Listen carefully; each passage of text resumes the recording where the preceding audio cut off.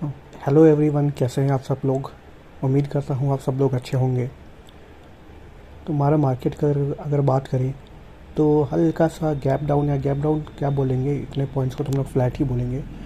Nifty जो है लगभग 47 पॉइंट नीचे ओपन हो रहा है, और बैंक निफ्टी लगभग 71 पॉइंट नीचे ओपन हो रहा है। तो ऐसा भी नहीं है कि मार्केट में कुछ खास बड़ी गिरावट है, लगभग मार्केट जो है फ्लैट ही ओपन हो रहे हैं। आप लोगों को पता ही होगा कि आज मार्केट में न्यूज़ है, हिंडनबर्ग ने फिर से एक क्या बोल सकते हैं, फिर से अपने कमान से एक तीर छोड़ा है। और इस बार उन्होंने सीधे सेबी को एक्यूज़ किया हुआ है कि उन्होंने अदानी के ऊपर जो भी रिपोर्ट निकाला था लास्ट ईयर जनवरी 2023 में, जहाँ तक मुझे याद है, तो वो जो उन्होंने जो भी आरोप लगाए थे अदानी के ऊपर, उसमें सेबी के जो चीफ़ है अभी, और जो उनके हस्बैंड है, उनका भी इन्वॉल्वमेंट है, ऐसा अभी हिंडनबर्ग बोल रहे हैं। तो ये सब तो मार्केट में चलता ही रहता है, डेली कुछ ना कुछ छोटी बड़ी न्यूज़ तो रहती है। लेकिन मुझे नहीं लगता कि इस बात का कोई बड़ा इम्पैक्ट आज मार्केट पे पड़ने वाला है, क्योंकि क्या है, मार्केट अब इस चीज़ को फैक्टर इन कर चुका है।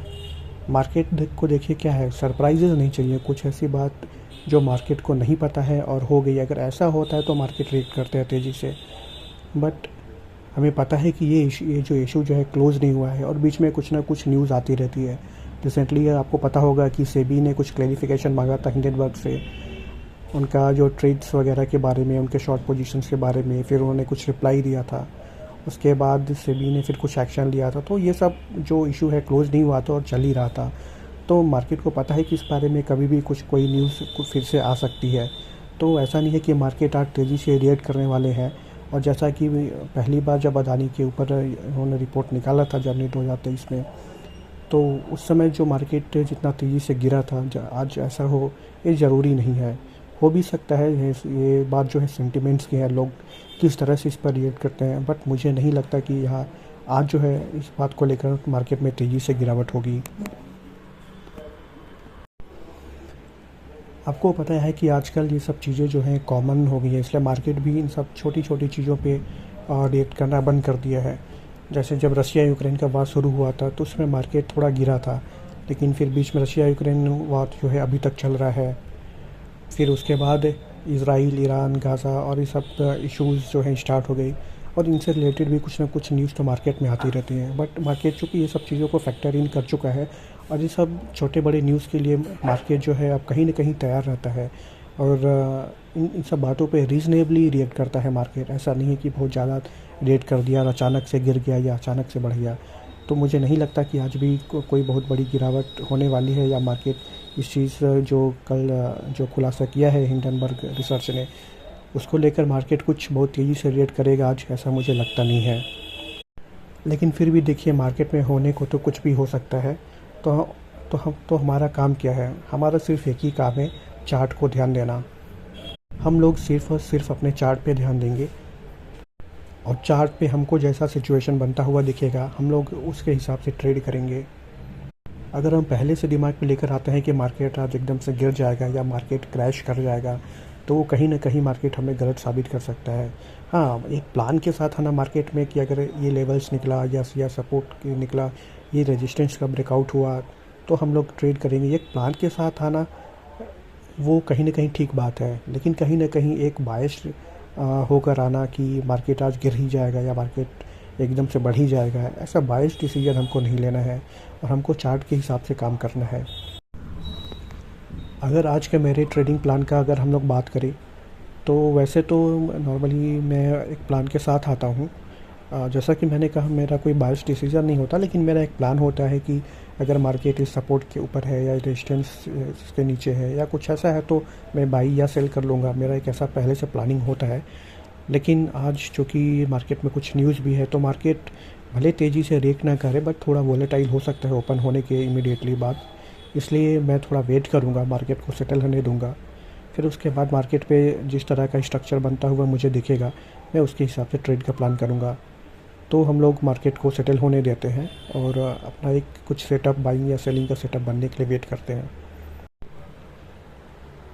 तो अभी मार्केट सेटल हो चुका है। मार्केट ओपन होते ही पहले मिनट के जो कैंडल बनी थी, एक बड़ी सी ग्रीन कैंडल बनी थी निफ्टी और बैंक निफ्टी दोनों में ही, लेकिन उसके बाद मुझे नहीं लगता मार्केट ने कुछ खास रेट किया है और कहीं न कहीं मार्केट बिल्कुल स्टेबल दिखाई दे रहा है। तो मैं अभी अपना पोजीशन बनाना शुरू करता हूँ। जो अभी बैंक निफ्टी में जो चार्ट बना हुआ है, उस चार्ट का स्ट्रक्चर को देख के मुझे ऐसा लगता है कि मुझे पुट साइड का ट्रेड ले लेना चाहिए। तो मैं अभी ट्रेड का लॉजिक बताने वाला हूँ, बट पहले मैं अपना पोजीशन बना लेता हूँ। अब तो हम लोग यहाँ पे 50,500 का पुट बाई कर लेते हैं। तो हमारे यहाँ पे ट्रेड बन चुका है पुट साइड का।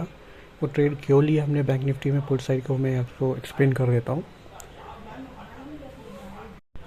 देखिए, निफ्टी अपने डे हाई के आसपास ट्रेड कर रहा है और कहीं ना कहीं निफ्टी जो है डे हाई को ब्रेकआउट देने की कोशिश कर रहा है। बैंक निफ्टी जो है अपना जो लो था डे लो के थोड़ा ऊपर जाके वहाँ पे होल्ड हो रहा है। तो चूँकि निफ्टी जो है डे हाई का ब्रेकआउट देने की कोशिश कर रहा है, इस चीज़ को देखकर बैंक निफ्टी में भी कहीं न कहीं बायर्स ही आने वाले हैं।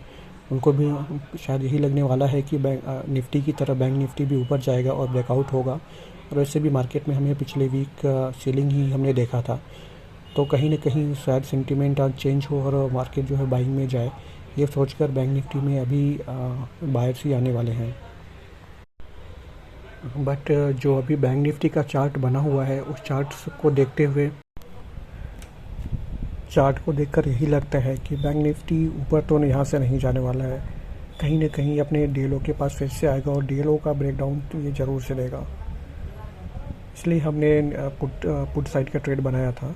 तो हमारी पोजीशन बन चुकी है, हम लोग अभी वेट करेंगे। अभी हमारी पोजीशन में हमको लगभग नो प्रॉफिट नो लॉस ही चल रहा है। हम लोग टारगेट और स्टॉप लॉस का डिस्कशन कर लेते हैं। तो वही हमेशा की तरह जो हमारा टारगेट होने वाला है वो 2500 से 3000 के बीच में होने वाला है। और मुझे कि अगर 2500 से 3000 के बीच में अगर मेरा लॉस भी होता है तो मैं अपना लॉस को कट कर लूँगा। अभी बैंक निफ्टी अपने आप को होल्ड कर रहा है। जो मैं हमारा टारगेट है वो मिनिमम डे लो का होने वाला है। अगर डे लो को अपने ब्रेक कर देता है बैंक निफ्टी तो हमें हमारा टारगेट जो है इजीली अचीव हो जाएगा। तो अभी मैंने चार्ट पर अभी एक ब्लू लाइन ड्रॉ करके रखा है। उस ब्लू लाइन के ऊपर बैंक निफ्टी नहीं निकलना चाहिए, क्योंकि अगर बैंक निफ्टी ब्लू लाइन के ऊपर निकलता है तो कहीं ना कहीं उसको सेलर्स के स्टॉप लॉस मिलने शुरू हो जाएंगे। और अगर ब्लू लाइन के ऊपर निकला तो स्टॉप लॉस को हिट करते हुए बैंक निफ्टी अपने डे हाई के पास तक भी जा सकता है। और अगर बैंक निफ्टी डे हाई के पास जाता है तो डे हाई के ऊपर और भी सेलर्स को स्टॉप लॉस मिलने वाले हैं, क्योंकि पहली कैंडल में जिस तरह से सेलिंग आई है डेफिनेटली कुछ लोगों ने सेल किया हुआ है। उनका स्टॉप लॉस जो है डे हाई के ऊपर ही होने वाला है। तो अगर बैंक निफ्टी जो है ब्लू लाइन के ऊपर निकलता है तो स्टॉप लॉस हिट करते हुए डे हाई के पास चला जाएगा। और डे हाई के पास अगर जाता है तो कहीं ना कहीं एक स्पाइक डे हाई के ऊपर भी हमको मिल सकता है। तो हम लोग उम्मीद करेंगे कि बैंक निफ्टी जो है ब्लू लाइन का ब्रेकआउट नहीं दे। अभी हमारी पोजीशन में हमको छोटा सा प्रॉफिट दिख रहा है। निफ्टी ने अपने डे लो को ऑलरेडी ब्रेक कर दिया है। तो बैंक निफ्टी भी जितना जल्दी से जल्दी अपने डे लो को ब्रेक करे उतना जल्दी अच्छा है। क्योंकि अभी क्या होगा, चूँकि निफ्टी अपने डे लो को ब्रेक कर चुका है तो बैंक निफ्टी भी कहीं ना कहीं ऐसा करने वाला है। ये सोचकर बहुत सारे सेलर्स हैं और जो रैंडम ट्रेडर्स हैं वो आके सेलिंग का पोजीशन बनाने लगेंगे। और अगर एक बार सेलर्स का स्टॉप लॉस अवेलेबल हो गया डे लो के पास तो मार्केट ऊपर की तरफ स्पाइक दे सकता है। इसलिए बैंक निफ्टी जितना जल्दी से जल्दी डे लो का ब्रेकडाउन दे दे उतना जल्दी हमको टारगेट मिल जाएगा और हम लोग मार्केट से एग्ज़िट कर लेंगे। वही हमारे लिए अच्छा होगा। तो अभी देखिए, हम लोग का प्रॉफिट लगभग 2300 के आसपास तक गया था, लेकिन वो कम होके 1900-1800 के आसपास चल रहा है।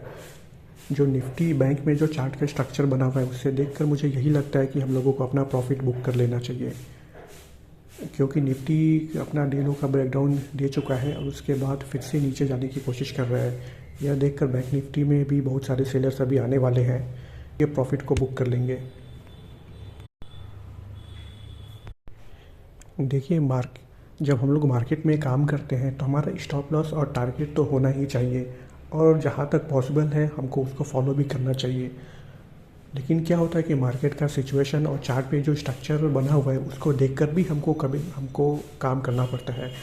तो अभी जो बैंक निफ्टी का चार्ट का स्ट्रक्चर बना हुआ है उसको देखकर मैंने प्रॉफिट थोड़ा जल्दी बुक कर लिया। यहाँ से एक बैंक निफ्टी कहीं ना कहीं रिवर्स ही करने वाला है। तो देखिए, जैसा कि हम लोग डिस्कस कर रहे थे कि बैंक निफ्टी में जो चार्ट का स्ट्रक्चर बना हुआ है उस स्ट्रक्चर के हिसाब से बैंक निफ्टी रिवर्स हो सकता है अपने यहाँ से, और बिल्कुल वैसा ही हुआ। हमने जहाँ से एक प्रॉफिट बुक किया उसके बाद से बैंक निफ्टी कहीं ना कहीं ऊपर की तरफ ही जा रहा है, और ऊपर की तरफ अच्छा खासा ब्रेकआउट दे चुका है। तो हमारा जो एग्ज़िट था बिल्कुल परफेक्ट था, सही टाइम पे हमने एग्ज़िट ले लिया। आज के लिए इतना ही, धन्यवाद।